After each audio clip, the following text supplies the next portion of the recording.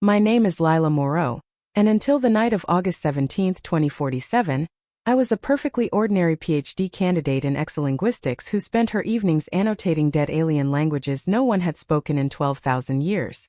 I lived alone in a studio apartment above a closed-down laundromat in Montreal, kept 3 succulents alive by sheer spite, and had exactly one friend who remembered my birthday. Nothing about me screamed abduction material. Yet here we are. It began with a sound like every glass window in the city cracking at once. I was on the fire escape, smoking a cigarette I'd sworn off months earlier, when the sky tore open. Not metaphorically.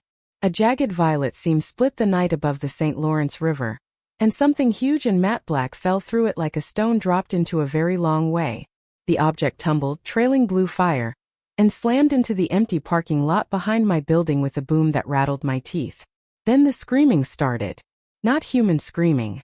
Something lower, almost melodic, like whale song played through a broken amplifier. I should have run inside. Instead, I walked down the metal stairs in my socks, because curiosity has always been my most fatal flaw. The ship, if that's what it was, looked wrong.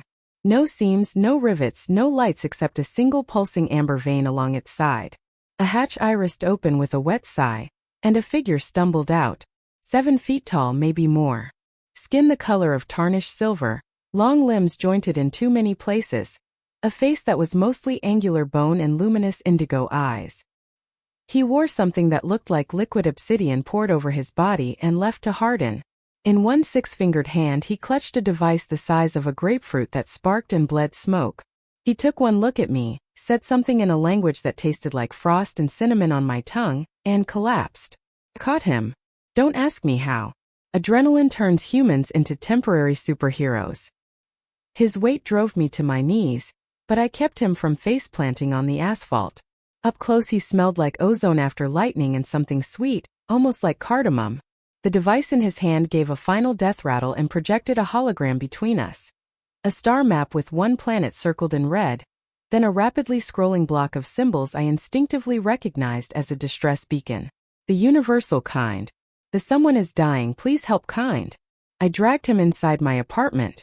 It took 20 minutes, 3 flights of stairs, and language I didn't know my Baptist grandmother had taught me. He weighed as much as a refrigerator but was unconscious, limbs flopping like wet ropes. I dumped him on my couch, which promptly collapsed under him, and stood there panting, hands on my knees, trying to decide whether to call 911 or SETI. He woke up while I was Googling how to perform CPR on possible alien. His eyes snapped open, focused on me with terrifying intensity, and he spoke again. This time the words arrived in my head already translated, like someone had installed subtitles directly into my brain. You are not the retrieval team. Correct, I wheezed. I'm the idiot who should have minded her own business. He tried to stand, realized the couch was now kindling, and looked genuinely mortified. My apologies. My mass is variable. I did not calibrate. Variable how? He concentrated and his body shrank, no compressed, until he was only a head taller than me. The liquid armor receded into a high collar, revealing a throat marked with faint bioluminescent lines. He was still beautiful in the way knives are beautiful, but at least he fit in the room now. I am Caelthion of the Luminous Accord, he said aloud this time, voice resonant and accented like cold wind over glaciers. My ship suffered catastrophic cascade failure during an emergency fold. The beacon was set to home in on Accord rescue frequencies. It appears to have locked onto you. Me specifically? Your mind carries an extremely rare harmonic. 1 in 17 billion approximately. The beacon mistook you for an Accord telemetric relay. I laughed. I couldn't help it. So you abducted me by accident because my brain sings the right alien lullaby? His ears, long, elegant, and expressive, flattened. In essence. Great. Do I at least get a t-shirt? He tilted his head, clearly searching his implanted translator. Ah, sarcasm. I will endeavor to recognize it in future. Future. The word hung in the air like a threat. Because here was the problem. His ship was dead. The power core had cracked during the crash, leaking something that made my Geiger counter scream and then melt. Without a replacement core, an exotic matter sphere the size of a cantaloupe that definitely wasn't sold at Canadian Tire, he was stranded. And because the beacon had bonded to my unique harmonic, it now refused to transmit on any frequency except the one only I could carry. Meaning if he wanted to go home, he had to take me with him. I told him no. Obviously. He accepted it with a grave nod, apologized again for the inconvenience, and asked if he could sleep on my floor while he tried to jury-rig a solution that didn't involve kidnapping. I said yes. Less obviously. That was month 1. Month 1 was awkward silences while he took over my kitchen table with tools that looked grown rather than manufactured. He ate almost nothing, some kind of nutrient paste that tasted, he claimed, like his childhood, but drank coffee by the pot, black, no sugar. He learned to swear in Quebecois French in under a week. I was disproportionately proud. We watched old Star Trek episodes and argued about whether the Prime Directive was cowardice or wisdom. He sat cross-legged on my floor repairing circuits with his bare hands, sparks dancing between his fingers like fireflies, and every time he looked up and smiled, small, careful, like he was afraid of showing too many teeth, I felt something shift inside my chest. Month 2, he saved my life. I'd gone to campus to hand in the dissertation chapter I'd been avoiding for a year. Military vans were parked outside the linguistics building. Men in black body armor were loading crates marked with symbols I'd seen on Kale's sketch absent-mindedly on napkins. Someone had reported the crash. Someone had talked. I turned to run and walked straight into a tranquilizer dart. I woke up zip-tied to a chair in a warehouse that smelled of oil and fear.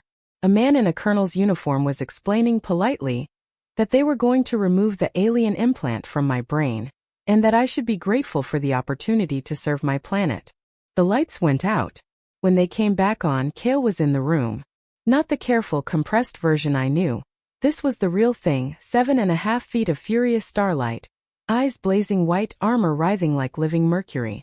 He moved faster than thought. Bones broke. Guns melted. The colonel tried to negotiate. Kale picked him up by the throat, said something in his own language that translated roughly to "touch her again and I will unmake your son," and dropped the man unconscious but breathing. He carried me out through a hole he'd burned in the wall.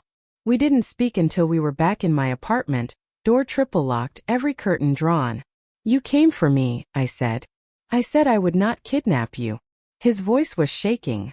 "I did not say I would let anyone else do it." Kissed him then. I'm still not sure which of us was more surprised. Kissing an alien is complicated. His mouth was hotter than human normal. Lips firm and slightly textured like velvet over steel. He tasted like the moment before a thunderstorm. When I pulled back, his pupils had blown wide, indigo swallowed by black. "Lila," he said, voice rough. "Among my people touch is binding. Once begun, the resonance cannot easily be undone." "Good," I said and kissed him again. We didn't have sex that night. We had something slower, more deliberate. He mapped every inch of my skin with reverent hands, translating size into his language, writing my name in light along my collarbone. When he finally entered me, it felt like stepping into a cathedral made of music. I came apart whispering words I didn't know I knew, and he followed with my name fractured into a chord that only aliens can sing. Afterward, he held me like I was the only solid thing in a collapsing universe. Month 3, we ran. They found the apartment. Kale's repairs had reached the point where the ship could limp, barely, on emergency power.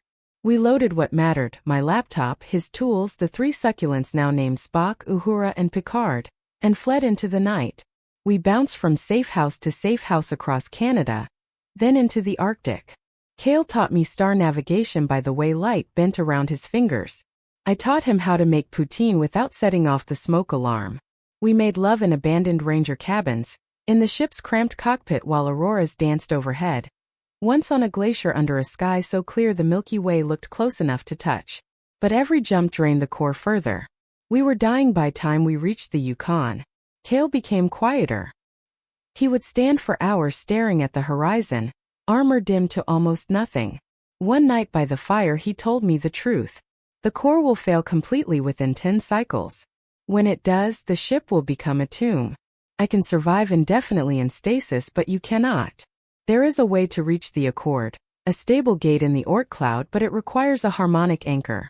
A mind perfectly attuned. He looked at me, eyes luminous with pain. "I would have to take you from your world forever." I didn't cry. I'd seen it coming. How long would it take to build a new core once we're there? Years. Decades, perhaps. My people are cautious about outsiders. I nodded. Then we'd better get started. He stared. You would leave everything? Your research, your planet, your species. I'm choosing my species, I said and took his hand. Singular. We launched at dawn. The ship groaned like a living thing in pain, but it flew. Earth fell away beneath us, heartbreakingly blue. I didn't look back. The journey took 4 months subjective time. Kale folded space in tiny, painful increments to preserve the core. We lived in a space no bigger than a subway car. I learned his language. He learned to laugh at my terrible jokes. We fought about whether pineapple belongs on pizza, it does, and made up spectacularly against the bulkhead. When the core finally died, we were already inside a court space. Rescue ships met us with the solemn courtesy of people greeting a funeral procession. They took one look at me, human, small, wrapped in Kale's cloak, and fell silent. Kale stepped forward, placed his hand over his heart the formal way, and announced to the entire fleet that I was his bondmate, recognized under the deepest law of resonance, and that any harm to me would be answered by him personally. You've never seen 7,000 alien soldiers try to look anywhere except at the human in the room. They gave us a planet. Not a whole planet, obviously, just a small continent on a sparsely populated world called Viruli, all silver oceans and violet forests. A house grown rather than built, walls that sang when the wind touched them. Kale's people were polite, distant, and deeply unnerved by the way he looked at me, like I was the gravity holding his orbit together. Years passed. I finished my dissertation. Turns out having access to 12 living alien languages is something of a career boost. Published under both our names. Caused 3 separate diplomatic incidents and 1 religious schism. Worth it. Kale learned to garden. Badly. The succulents thrived out of spite. We adopted a small 6-legged creature that purrs in harmonics. We named it Gremlin. Sometimes I miss Earth. I miss snow that doesn't sing and corner stores that sell chips at 2 a.m., and the way humans argue about stupid things like they matter.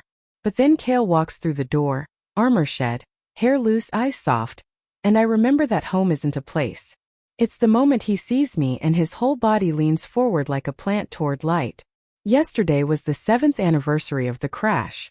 We went back to the ship, now a monument in the Capitol Plaza, and stood where the hatch used to be. Do you regret it? He asked quietly. Any of it? I threaded my fingers through his. I regret that I only have 1 life to give to my accidental abductor. He laughed, the sound bright enough to rival Viruli's 3 sons, and kissed me in front of half the Accord High Council. Let them be scandalized. He abducted me by accident. I kept him on purpose. And he fell so much harder than any human ever could.